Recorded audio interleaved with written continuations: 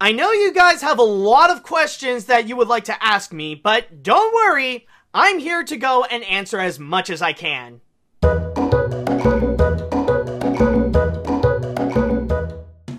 Hey guys, welcome back to Q&A with ANIMAT, and I gotta say, this episode is actually pretty exciting for me, considering the amount of people who are enthusiastic about coming in and helping me out with this episode by asking me a question. I think I have gathered a total of over 100 questions, or even maybe more than 100 people asking me questions, all throughout social media, who just want to help participate and maybe get their question answered onto Q&A with ANIMAT. But I did manage to find 10 of the best questions that are not only creative, but the ones that really do try to make me think, like the kind that I feel like would rather make me try to think out of what would be the best answer for it, or something that would really make me think deep about who I am as a person. So really a lot of thought-provoking questions right over here. So we're gonna go ahead and begin with our first question right over here, coming from Devin Aladdin. And Devin asks, who would be your biggest animation role model, like an animator or creator? Oh boy, that's actually a really good question, and I don't think this is honestly something that I've really thought about, or at least thinking about one single individual that I would say is my biggest animation role model. I would say that I would have a whole bunch of people that I highly do admire in the animation field. I guess I could start things off with one of the biggest ones of them all, Walt Disney and his team of animators back in the day, especially with the 9 Old Men. I'm a huge Disney fan as well, I mean, with the t-shirt, as you can tell. That, and also, I really do love their movies. I mean, some of my favorite movies even are some of the Disney classics, especially with Fantasia. So I really do admire them for pretty much innovating what animation is today. That, and also another group that I would consider role models would have to be the team during the Disney Renaissance. Those who have created easily the best animated films during the 1990s. And I'm talking about people like John Musker and Ron Clements, Glenn Keane, Andreas Deja, Eric Goldberg, Kirk Wise, and Gary Truesdale. All those people who helped develop movies such as The Lion King, Beauty and the Beast, Aladdin, and all of those films. So I would definitely count them on that. Going outside of Disney, though, one major role model I would say is Chuck Jones, who is credited for creating some of the greatest Looney Tunes cartoons ever, and I would personally pick him as my favorite Looney Tunes director, considering like not just the animation style that he would deliver onto his Looney Tunes cartoons, but also considering that I am someone who has grown up watching the Bugs Bunny and Roadrunner movie. I really do love a lot of the cartoons that he would develop for the Looney Tunes, so there is him. Other ones that I could think of, well, there is Don Bluth. I really do admire the works of Don Bluth, and especially his animation style is definitely one of the best, bar none. So, definitely a fan of Don Bluth, of course. Other than that, it's hard to really point out, but just people who work in animation in general, they really are great role models and passionate artists, but I would say those ones would be my main role models as well. Oh, but there is also one person, I would consider him a bit of an honorable mention, because he's not necessarily known in the animation field itself, but he really is a recognizable name, and I would count him as one of my biggest role models. Jim Henson. As you guys probably know, I am a huge Muppet fan, and the work that he has delivered to us, not just with the Muppets, but also with Sesame Street, with Fraggle Rock, with movies like The Dark Crystal and Labyrinth, they really are highly admirable. And much like the animators, this is someone who is very passionate about his craft, and always want to excel, to be better at his work, and really pushing his craft to go to the next level. So definitely Jim Henson is someone that I would count as one of my top role models in my life. Well, not personally, but just someone that I look up to in media that I really admire. So hopefully that will answer your question, Devin. It is a tough one to think about. Oh, actually, I just realized I want to go into television as well. There is one that I want to bring up for television. Of course, Stefan Hillenburg, and also Bill Hanna and Joseph Barbera. I love those guys. I love the Hanna-Barbera cartoons, and also I am a huge SpongeBob fan, so I would definitely include them as well in terms of animation role models, but on the television sector. So yeah, okay, I think that should clear out the animation role models that I do have, and hopefully that will answer your question, Devin. But real good one, I gotta say. That's one that really got me thinking. Alright, so with that said, let's go on to our next question, which is going to be from JF the Lulzor from Twitter. And JF asked, out of your wide variety of content, what would you consider the most fun to make? Well, honestly, I know that I've done, like, a whole bunch of them. Like, in my channel, I've got, like, content that's just, like, not just, like, your regular reviews, but also, like, I got the Art of Animat, the Epic Mickey Files, the Muppet Vlogs, and all that kind of stuff, like, top 10s, vlogs, and what have you. But, honestly, if I would have to pick a favorite, the one that I get the most joy out of, the one that I feel like is the most fun to create for me, hands down would have to be animation look back. I am someone who always loves to learn about animation history, and what I love about it is not just making it and just having fun with it as well, but it's also the factor of the things that I would learn in terms of making these movies, of what went behind the scenes, and also the life of the animators that went creating them. I would say that in terms of the lessons and the movie trivia aspect, you know, it's not just to teach others about these animators and these movies and these TV shows and stuff like that, but it's also a way that I would learn. Like, a great example would be with Animation Look Back Ralph Bakshi. One thing that really did motivate me to go and create that little series was not because I want others to learn about Ralph Bakshi, but also I wanted to learn about Ralph Bakshi. I felt like I didn't necessarily know enough about him and his movies, so it gave me the opportunity to really explore new things, to watch a whole bunch of his movies, to learn about his life, to learn about his style, and to learn the process in terms of how he made movies, and also the crazy journey of his fame. That was just an incredible journey, and it was definitely worth it. Like, even if it didn't go viral on the internet, I felt like I gained so much out of it.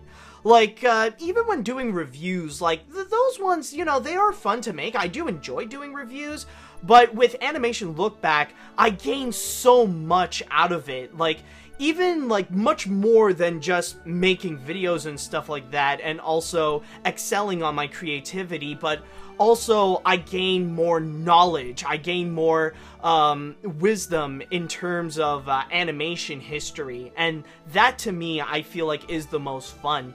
I've always considered Animation Look Back to be the main show that I would create. I know that I would do more things than others, like I would do more reviews and stuff like that, but for me, I would say like my main show, my main contribution as a content creator would have to be Animation Look Back, without a doubt. Okay, so that's a good little question right there.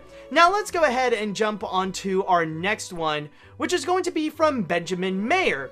And Benjamin asks, hey Animat, if DreamWorks should continue the How to Train Your Dragon franchise without making a fourth movie, how do you think they should do it?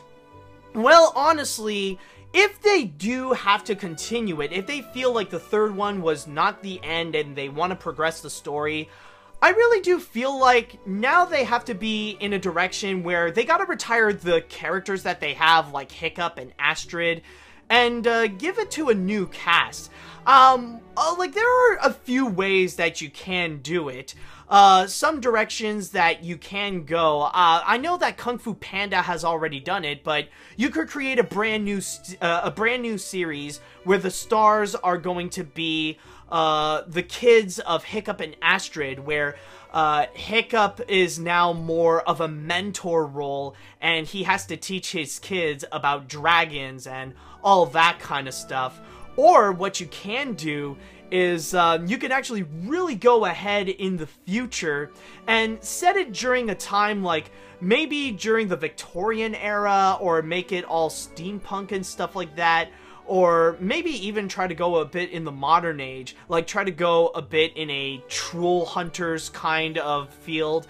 And what you can do there is, you know, you can actually do a show where the dragons are back in the modern age, and it's up to the descendants of Hiccup, and then he would meet up with the descendants of other people like Astrid, or Tough Nut and Rough Nut, and all those characters. You know, you can pretty much reform them, like have How to Train Your Dragon in the modern age. I feel like that's the direction where I would go with it, but I think the main answer I would say is, if you are going to continue it, then you have to retire the main characters of the trilogy and go with a new cast who would discover these dragons. So that's my answer. Hopefully you're good with that, Benjamin. Our next question now is going to be from GornZX, and Gorn asked me, "Hey Animat, I don't think you may be an expert about this, but I'd like to hear your thoughts about it. So if you make an interspecies couple, like with a human and an anthropomorphic animal, how do you make the romance feel genuine and not feel weird and creepy?" Well, honestly, I think I can actually go and answer that, and I think the best answer that I can give out is not necessarily to go and focus on the couple itself, but rather the environment that surrounds the couple is what you should think about in order to make that feel genuine. You gotta go and try to create a world where not only humans and anthropomorphic animals exist, but the fact that they can also be a couple is something that is normal in this world, where they can develop friendships, they can hang out, they can be in love with each other, and all that kind of stuff. You gotta go and create a world where that is genuine if you want your main couple to actually feel genuine as well. That way you don't have to necessarily worry about your audience regarding if they're not necessarily comfortable about it, because they will accept the idea that they have entered upon this world where this kind of mindset is normal, it's common, so they can easily go and approach this regularly. It's much easier to do so that way than to go and create this kind of romance in a real world, like if it's a world that is exactly like yours and mine, because that way it would just make things a little bit more complicated, and then you have to really factor in so many different things, like why does this anthropomorphic animal exist? How did it become real in our world? How did it grow intelligence? And all that kind of stuff. You gotta go and answer so many questions to the point that it really does become easy that one small mistake can really destroy the entire foundation. And if you're not going to be answering any of those questions and just suddenly have this human and anthropomorphic animal have a romance in the real world, then in your words, yes, it would actually feel weird and creepy, because it would just seem so random and out of place. Like, a good example would be like, if I would just continue this, just talking about the questions that I would be answering, then suddenly, right out of nowhere, it would be completely interrupted by this busty furry girl coming in, and then suddenly we would be making out on camera for like a whole minute, then she would leave, and then I would continue like nothing happened. It would just feel weird. It would just seem so randomly out of place, and audiences would just have so many questions about that moment, because it's just, it feels like I said, out of place. It's just something that felt like it came out of nowhere. Nobody is going to be watching that and thinking, oh, that's Animat for ya, always making out with the furry girls. He can't really get away with a video without having his furry girlfriend coming in and then suddenly just making out like wild animals and stuff like that. Well, no offense to his girlfriend, but still, you know what I mean? It would just seem absolutely random. Now, I know that, yes, it is true that technically you can actually make that work. Like, with careful hands, it is possible to make this interspecies couple thing actually work in the real world. And probably the best example that I can think of is with Guillermo del Toro's The Shape of Water, between the relationship of a human woman and like this fish monster from The Creature from the Black Lagoon. To actually have that romance actually feel genuine, and to have that feel like it would actually work. Or, like, probably the most classic example that I could find would be the story of Beauty and the Beast. That's another good one. But honestly, the safest bet to go is to create an environment where interspecies couples is a regular thing, so you don't have to worry about making your interspecies couple not feel weird and creepy and all that kind of stuff. So hopefully that can answer your question right there. Okay, so our next question is going to be from Laura Amy Williams on Twitter, and Laura asked me, greetings, Mr. Brunei. Care to let Figment say hello? I remember hearing your adorable impression of him. Oh man, I haven't done that impression in a while, but if you insist. Hi, Laura! I hope you're having a great time watching this Q&A video. Oh, and while I'm here also, hi everybody! Are you doing great? Hey, it's been a while, but it's great to be back here. Oh man, trust me, I know that the Figment impression can seem like a pain in the throat, and sometimes it is, but I love the character so much, and it's always fun doing an impression of him. I just love doing Figment. He's just such a fun character, and such a fun character to impersonate as well. Alright, so that was a cute little nice moment, so now let's go ahead and jump onto our next question, which is going to be from the official Nether Boy on Twitter also, and Nether Boy asked me, do you ever think you will change the name of the channel from Electric Dragon 505 to ANIMAT? You know, honestly, I've had people ask me that if I would ever go and change the name, because I know with YouTube, it's been a few years since they've done that, but you do have the option to actually go and officially change the name of your YouTube channel, but for me personally, honestly, I don't think I would want to, and there could be several factors to it, but I think it's more for sentimental reasons, because ever since the very beginning, I've always called it Electric Dragon 505, and there is still a little bit of a connection to what I do as well, considering that my production company is called Electric Dragon Productions, so it would make sense that the channel would also have the name of Electric Dragon, or in this case, Electric Dragon 505. I know some people might think it would make a little more sense that, considering that my internet personality is called ANIMAT, so I should call my channel something like ANIMAT'S channel or something like that, but in this instance, I feel like I'm at the point where Electric Dragon 505 has been a brand name of mine that I've kept for so long, and many people have grown used to it, so for me, I felt like, honestly, I've kept Electric Dragon 505 so long, I don't think I really want to change it, and I want to keep that name. Mostly, it's just that I've traveled so long, and I know that there are some people who think that I am called Electric Dragon 505 as well, but I think for the sake of my channel, and just for the legacy that it grew, honestly, I want to keep it as Electric Dragon 505, if that would make sense. It's mainly for sentimental reasons. Okay, so our next question that we got is going to be from Liam Staub, and Liam asked me, which is on Facebook by the way, with Sony doing Spider-Man Into the Spiderverse, do you think that means that Sony is on a path of better animated films, or they just got lucky once?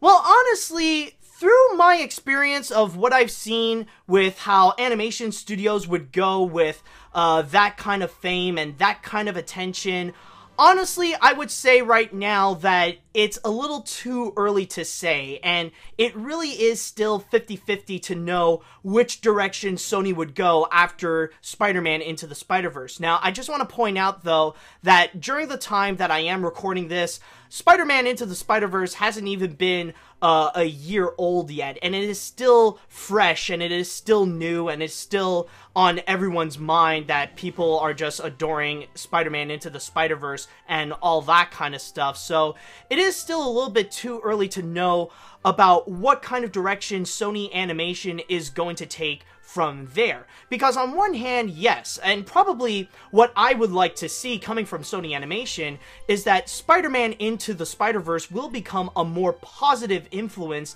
that would allow Sony Animation to go and explore much more ways of not only producing animated films, not just exploring different animation styles, but also going into different storytelling mediums, or more approaches in terms of how to tell their stories. It would allow Sony Animation to be more open to really go express their creativity, to go beyond what they have already done in the past, and to really let out the artists and animators' imaginations in order to create and develop brand new stories that the world has yet to see, and hopefully might find the same kind of success that they had with Spider-Man Into the Spider-Verse. However, it is also highly possible that this could be just a lucky shot, and immediately after Spider-Man Into the Spider-Verse, they could just go back to their bad habits of producing pointless sequels and mediocre to absolutely terrible schlock with cheap cartoony animation that you could tell that the artists and animators just don't necessarily have put much effort or put much care into.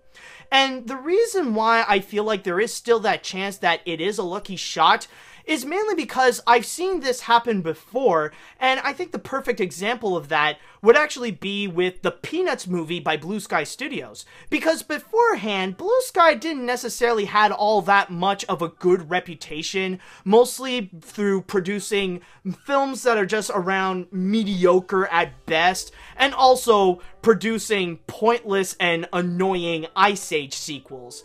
But then suddenly you got the Peanuts movie, which turned out to be one of their best animated films, or the best animated films that they have produced in a very long time, that also included animation that we have never seen before, and really took the medium of computer animation and really pushed it to a brand new level, on top of reviving a comic series that people are familiar with and make it feel fresh and exciting all over again. It really was the most innovative thing that Blue Sky Studios has done, and from there, some people became pretty optimistic, including myself, to know if this could actually influence Blue Sky to take a brand new direction, to go outside of what they used to do. But then, right afterwards, that did not seem to be the case, because after the Peanuts movie, they would just go back, producing more pointless Ice Age sequels like Collision Course, and make more mediocre schlock like Ferdinand. So it wasn't necessarily something, in a way, it gave us false hope. And that could possibly be the case with Spider-Man Into the Spider-Verse, where Sony is just going to go back to producing mediocre at best movies and pointless sequels to Hotel Transylvania. Now, again, it is a little too early to tell, but honestly, it could be either or, and I really do hope for the former, that Spider-Verse can influence Sony Animation to go and produce more original and experimental animated features that go beyond what they have done before and really go outside of the usual cheap cartoony animations that they have produced before. So mostly I am hoping for the best that Spider-Verse can be a positive influence on Sony Animation, and hopefully that will answer answer that question. Alright, so let's go on to our next question, which is going to be from Charles X, or Charles, or I don't know, it's like Charles, except you replace the S with an X. It's weird, I don't know how to pronounce that. Anyways, hey Animat, just wondering, after a bad movie, how do you cleanse your palate, especially after a terrible one?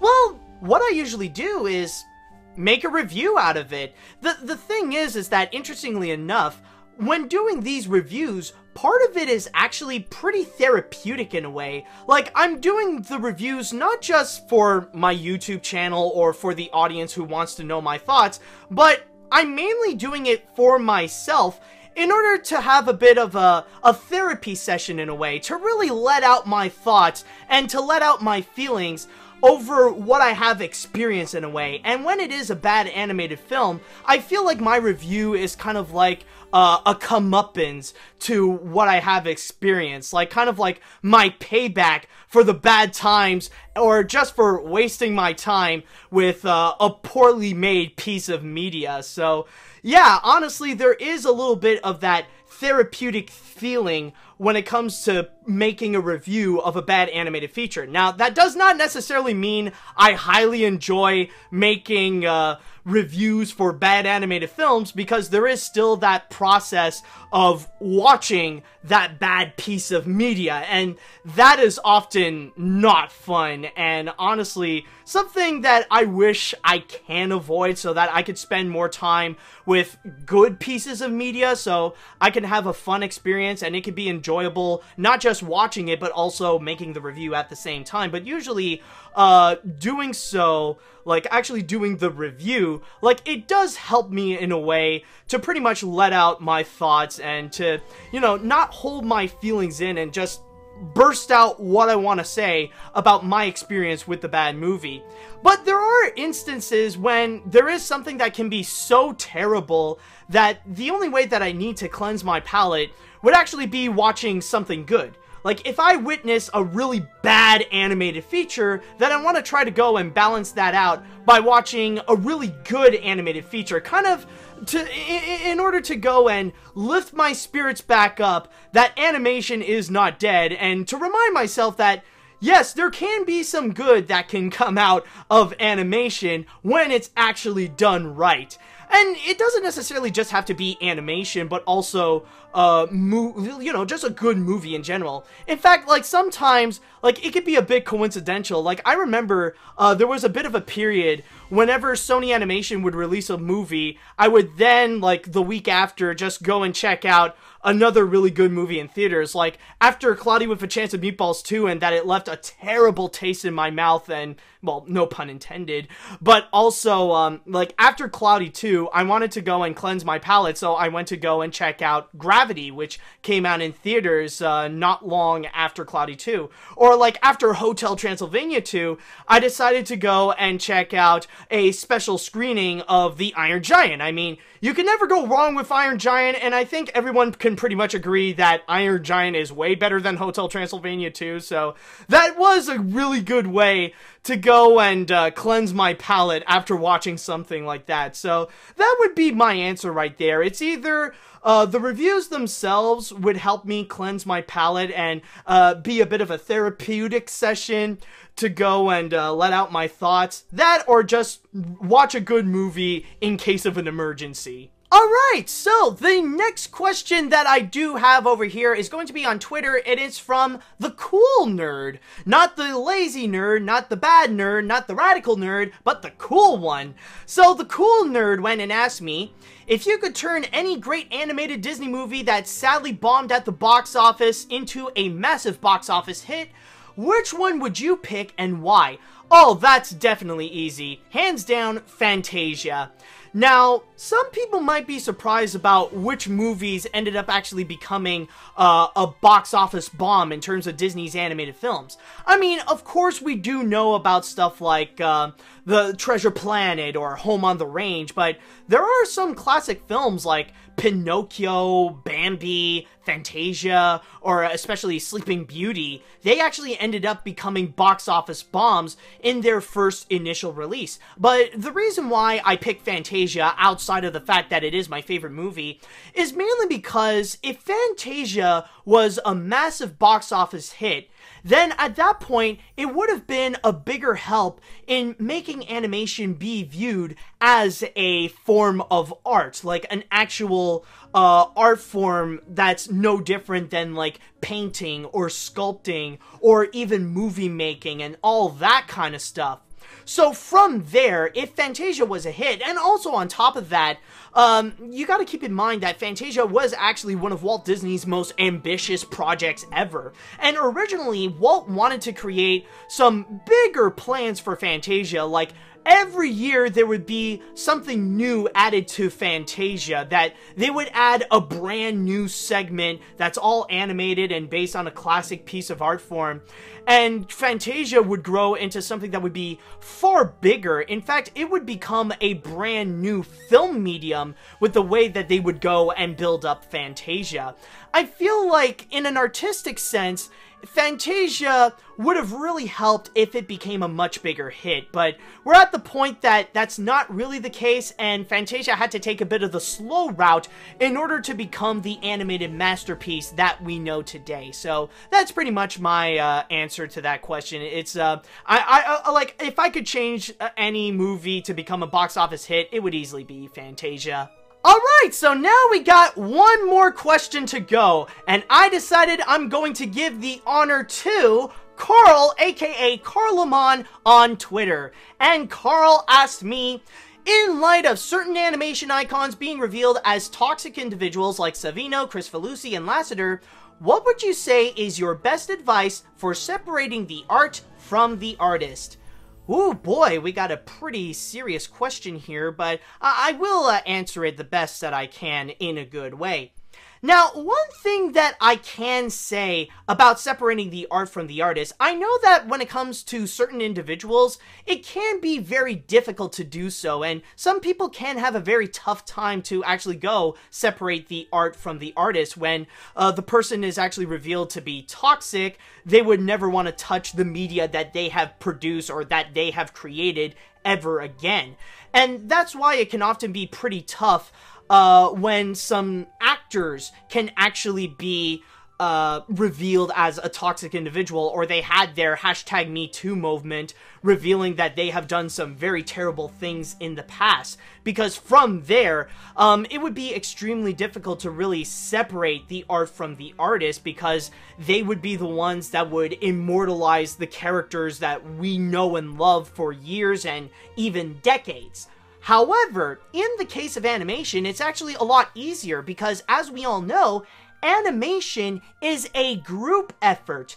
Animation is very rarely made by just one individual, but rather it's made by a whole team of artists and animators who share the same passion. That's why when it comes to movies and TV shows, it's a lot easier to separate them by the studios that went behind them instead of the individual creators that made them. We would separate stuff like by Disney, by Pixar, by Illumination, by DreamWorks, by Cartoon Network, by Nickelodeon.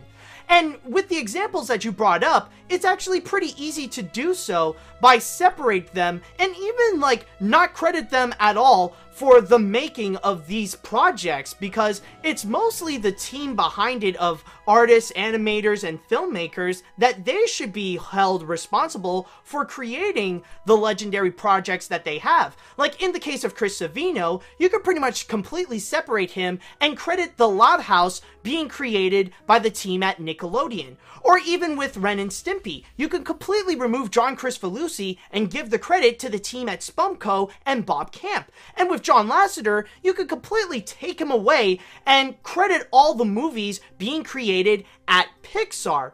And especially with the case of John Lasseter, you could tell that it actually is kind of easy to do so, because take a look at Toy Story, or even the first Toy Story. Now, that movie was directed by John Lasseter, however, we know that it was actually created by a whole team of artists, animators, and filmmakers who have worked hard to create a movie that would essentially become one of the most important and one of the most beloved animated features of all time, that would go on to go and create one of the most beloved animated franchises of all time. We still all love Toy Story, but we don't necessarily have to go and connect it with John Lasseter, but rather we're used to connecting it with Pixar, because we know the whole team behind that are the ones who actually did create Toy Story. So in the case of separating the art from the artist, it's actually pretty easy to do so, because it's not just one person who should be credited,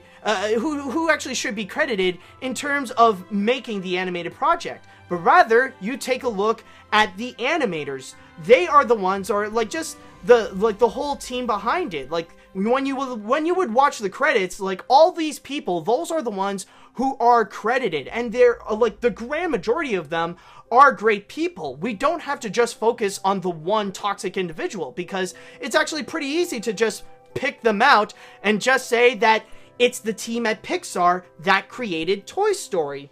So hopefully that can help you to go and separate the art from the artist and still enjoy the projects that have been made, or that these toxic individuals help lend their hand to go and create. So hopefully that would be a good little advice for that. And that's pretty much it for this episode of Q&A with Animat, and I just want to say thank you so much for watching, and also thank you so much to everyone who went to go and ask me a question. And if you would like to have your question be answered here in Q&A with Animat, then all you have to do is just ask away. You can ask me, whether it be in the YouTube comments, or you can ask me on social media, or you can write me an email. If you got an interesting or really good question you want to ask me, then there is a very good chance you can have that answered right here. So once again, I would like to say thank you guys so much for watching, and until next time, see you later, dudes!